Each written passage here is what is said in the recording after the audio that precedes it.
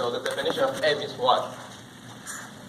Number of moles of your solute over 1 kilogram of your solvent. Okay, so let's study from M. Okay, and here I have questions about the concentration you use here. Okay, when you calculate the osmotic pressures, use I, C, R, T, right? We know the C is actually concentration of the solution. So should you use molarity or the molarity? Okay, so definition of the molarity is actually the number of moles of your solute divided by 1 liter of your solution. Right, so this is the definition of the molarity, and this is the definition of the molality. Okay? These are two different quantities, and in principle, when you calculate this, you should use molarity. Okay? But, in all the question you have right now, okay, it's all very dilute solution. Okay? So when you have very dilute solution, your molarity and molality, they will be very similar. Okay? So, to make your life easier, even though here you introduce the molarity, okay, I will give you full credit if you use the molarity directly. It's okay. Okay? Get the idea? That means you don't need to do the conversion between this to this, or vice versa. Okay? Just use the concentration I gave you to do the calculation. The other thing I want to mention is actually the I. Okay, so in your questions we say you have NaCl, right? And once this dissolves into water, this is a strong electrolyte. So it's going to dissociate 100%. Okay, so in this case the I is going to equals to 2. Okay, so assuming in the beginning you have a concentration N1, then the effective concentration will be actually 2M1, right? So this 2M1 is actually equal to your I and I times C.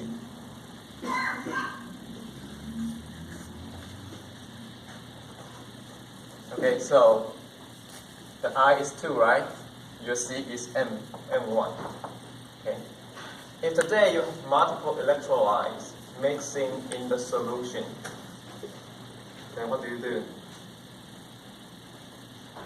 If you have this and you have this is another strong electrolyte, right? Okay, so assuming this is M2.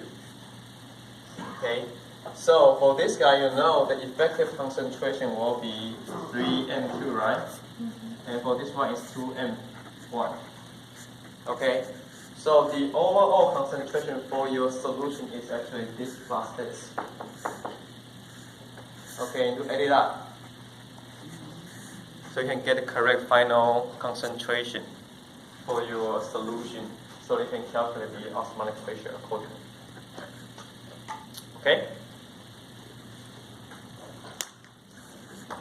Alright, so I think that's all the information you need for your homework number 9.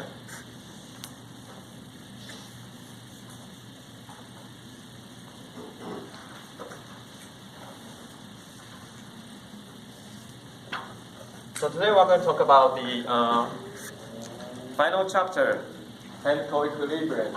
Okay? I know our syllabus, we say we are going to teach the chemical kinetics, but we don't have that much time. Okay? And in fact, chemical kinetics is actually, you should actually already know most of the contents when you take your Gen Chem 2. So I assume you guys know the red laws, okay, and the what is the steady state approximation, what is the transition state approximation. If you don't,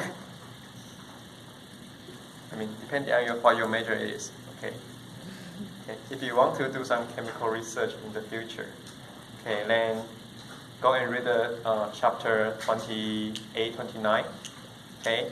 Conceptual-wise, it's actually much simpler than all the content we have taught so far, okay?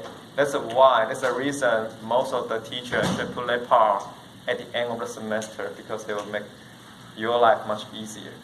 Okay, the calculation is a lot easier, the concepts are a lot easier. Yeah, which means you can actually just read through, then you can understand the content. Okay? Yeah. So for that part, it's really depending on what your major is. If you really need that information, go read in chapter 28 and 29. Okay? So today we're going to talk about chapter 26. Okay? So it's chapter 26, point 1 to point 6. And we're going to, next week we're going to talk about chapter 25, point 5 to 7. And that will conclude this semester. Alright?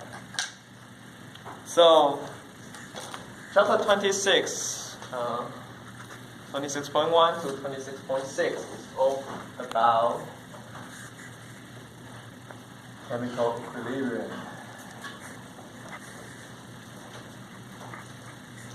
Okay, we have spent so much weeks talking about the thermodynamics.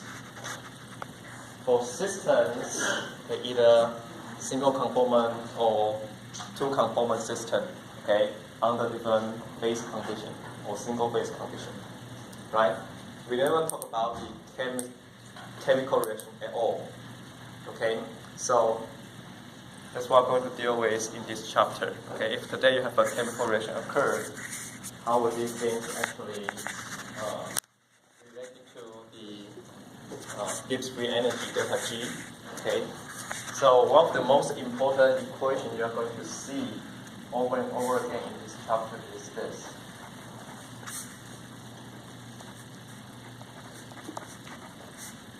Okay. So this is the delta G naught, not delta G, okay, delta G naught. So what's delta G naught? Standard state. So if you have a reaction, okay, A plus B, then you become C, okay? If you add standard state, which is 1 bar, okay, or the solution concentration is 1 m naught, okay, at room temperature, which is 298 K, okay. Then you will know you have the delta G formation of your C, right? So let's delta G formation naught for your C, okay. And you're going to have G naught formation of your B, G naught formation of your A. Okay, so delta G naught is equals to G naught formation of your C minus G naught formation of your A minus G naught formation of your B. Okay, so if it's under standard condition, then the difference in Gibbs free energy between your product and reactant, that's your delta G naught. Okay, so that's the definition of delta G naught. So basically is your product G minus these two things is actually the reactant. Okay, so the Gibbs free energy of your product minus the Gibbs free energy of your reactant, that's your delta G. When all those times was measured under standard condition, that's your delta G naught. Is that clear? Okay? And then what we're going to prove today is actually, if you know the delta G naught, okay, this term is going to relate to your A, which is the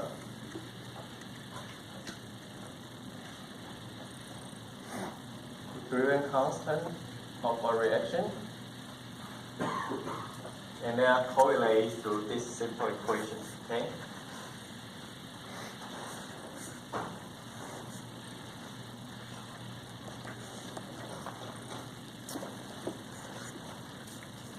All right. So let's go. Let's the things we want to prove today. Okay. So we're going to use this example. Okay. So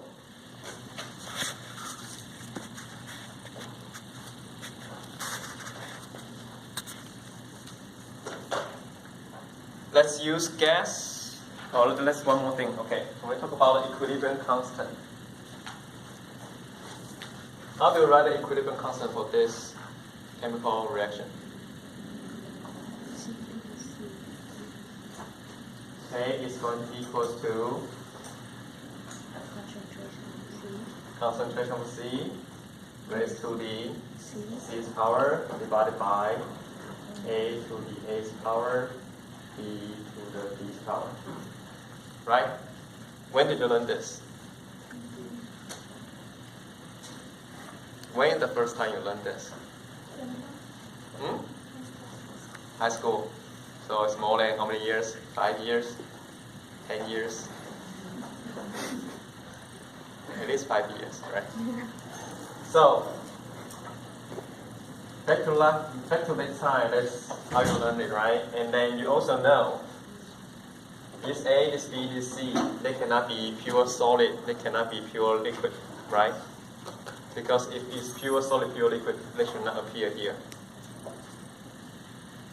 Right? You guys were confusing. So,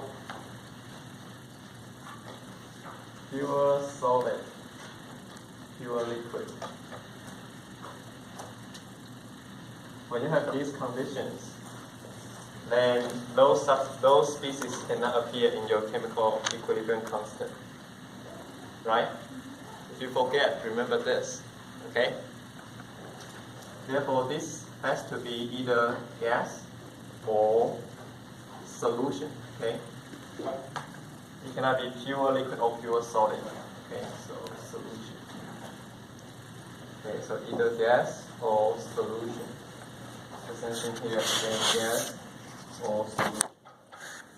Then you can write the K equals to this. Okay? If you use solution, typically use the expression of concentration, right? If you use gas, what do you use? The pressure. Okay, basically Pc to the C's power over Pa over to the A's power, Pb over to the B's power. Okay? So we are going to use this. Okay, one more thing before we jump on this. We are going to use this equation to prove this. And later on, we'll also tell you, okay, the things you have learned since high school, okay, this one is actually not very accurate. Okay, because later on you should know that instead of using the concentration, what you should really use is actually the activity.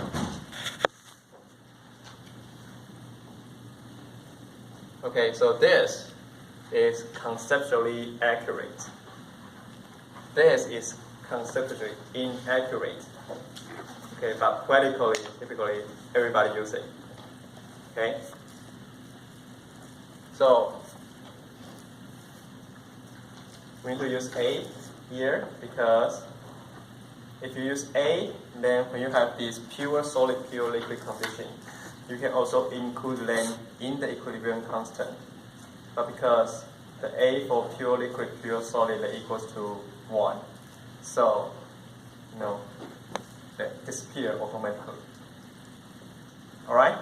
But this is actually just the correct form or correct definition of your equilibrium constant, not the concentration one, okay? This is not the correct one. Alright.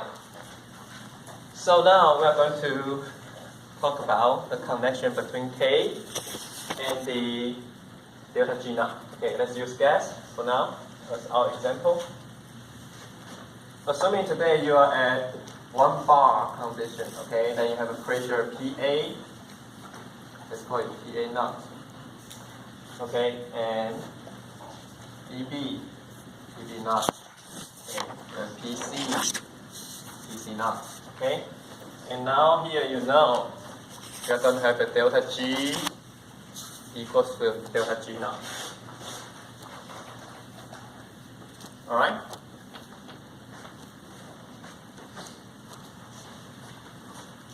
Once you have this distance, okay, if the delta G naught is not equal to 0, it's going to shift the equilibrium between these species, right? And then if you let it sit long enough, eventually it's going to reach equilibrium, right? So once it reaches equilibrium, you're going to have your pressure A at equilibrium, right? Pressure B also reach equilibrium, and your pressure C is also reach equilibrium. And once you reach equilibrium, you're going to calculate your delta G. So what's your delta G under this case? 0, right? So this is a very important concept you must have, okay? Once the system reaches equilibrium, the delta G is going to equal to 0. Okay, so what happens if your delta G is negative? Spontaneous. It's spontaneous, right? So that means the reaction is going to move toward the product side. Okay, what if your delta G is positive? Not spontaneous. It's going to move toward your reactant side, okay? Everybody get the idea? All right. So, assuming you're starting from the standard state, eventually you want to reach this state, okay? So you can actually decompose this one. We can write other equations to make it eventually go to here. Okay, so the things we do is actually we say, okay, apparently, if you go from here to here, I need to cancel out this guy, right? So assuming I can decompose my reaction into AAG, eventually I want to reach PA equilibrium, right? And I know this thing is going to coming from or equilibrate with AAG starting from PA naught. Okay? And you can do the same for your ABG. Assuming it starts from PB equilibrium, BBG, BB naught. Okay? C, C, G. Eventually, you want to have PC equilibrium on the right. So here you say you want to start from PC naught, and eventually I'm going to reach CCG, where you're going to have PC equilibrium. Okay, so you can decompose this one into these 3 steps too. Okay. Then you can write out. Okay, since right now it's actually just single components, right? You can actually write out the delta G. Okay, let's say call this delta G1. Okay. So what would the delta G1 equals to?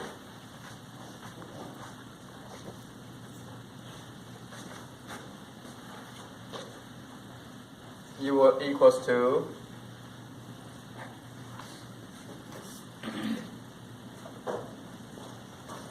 A times RT natural log.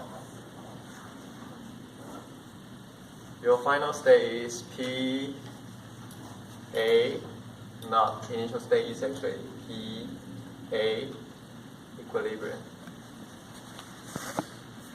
Okay, so for single component reactions, you know how to write the G. Okay, this is RT natural log P over P naught, right? Or P final state over P initial state. Okay, and here because you have A moles of that species, it's going to convert to A mole of the product. That's why you need to put the A in the front. Okay, so once you have this idea, then you know your delta G2 is going to equals to B times RT natural log PB naught over PB equilibrium. Okay? And you can write your delta G3 equals to C times RT natural log PC equilibrium over PC naught.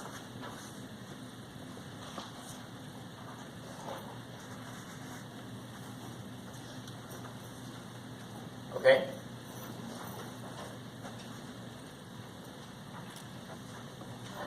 So if you add 1, 2, 3, and 4, if you're adding all up together, so what do you get? The PA naught is going to cancel out with the PA naught here, right? PB naught is cancel out with the PB naught here.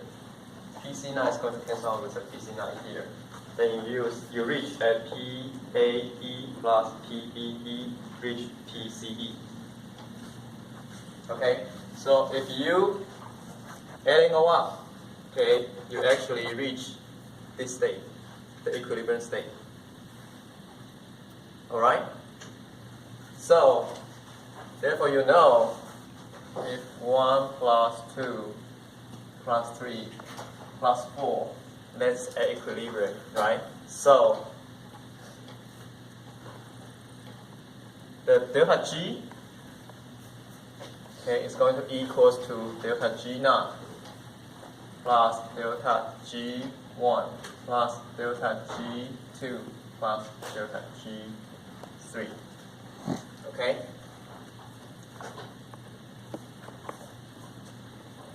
So, equation 1, this is just delta G naught. Okay? G1 plus G2 plus G3 is basically this plus that. Okay? So when you do this all together, okay, what you're going to get is actually, if you put the RT outside, so you put the RT outside, okay, you can put the A inside, okay, so you're going to have PA,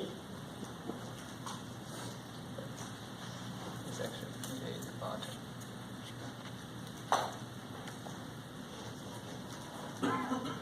Let's make our life easier. Okay. So let's put PA is equals to 1 bar. Okay, so I will just write 1 for the PA naught. Okay, PB naught is 1 bar, PC naught is 1 bar. Okay, so this will equals to RT natural log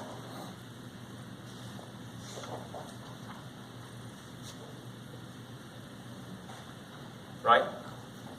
And the second one will be RT natural log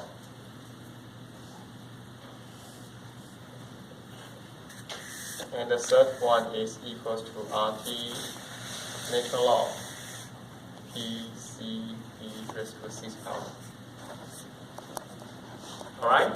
So I'm going to put this 8th power inside. So it's PAE to the 8th power, PBE to the B's power. Okay? So if you're adding all up, then inside the natural log, you're going to have natural log PC equilibrium to the 6th power, PA equilibrium to the 8th power, PB equilibrium to the B's power.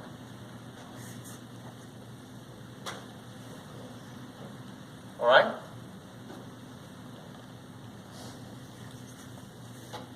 So if you look at this carefully,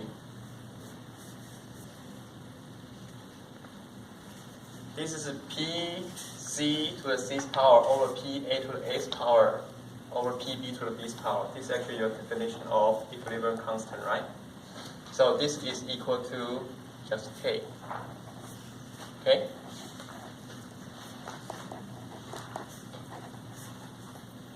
Then you can rewrite the whole thing as delta G is equals to delta G naught plus RT natural log K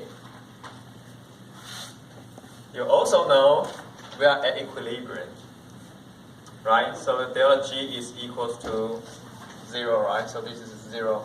So if you move D, then you can rewrite this as delta G naught is going to equals to negative RT nature log K, which is actually the equation we want to prove.